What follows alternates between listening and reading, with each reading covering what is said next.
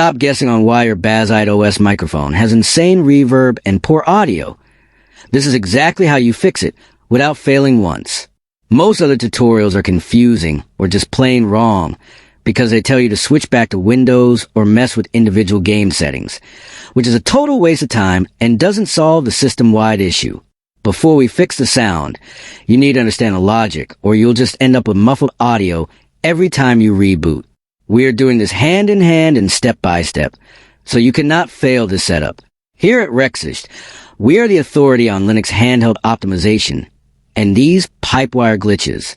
The reverb and poor quality are caused by the system defaulting to a 100% microphone boost that distorts the signal and triggers an echo loop between your speakers and the internal mic. You might think you need a headset, but you actually just need to level the gain. Here is the secret trick that other creators missed. You need to enter desktop mode and use the terminal command alsamixer to access the hidden hardware levels.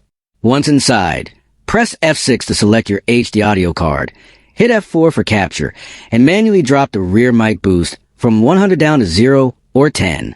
To make this stick through reboots, install the Easy Effects app from the Discover Store and enable the Echo Canceller and RN Noise plugins.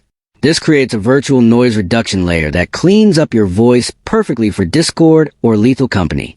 If you want the best audio EQ presets for the ROG Ally speakers on Bazzite, tell me in the comments right now. The answer is to save your ALSA settings with the All Sactal Store command and set Easy Effects to launch as a background service.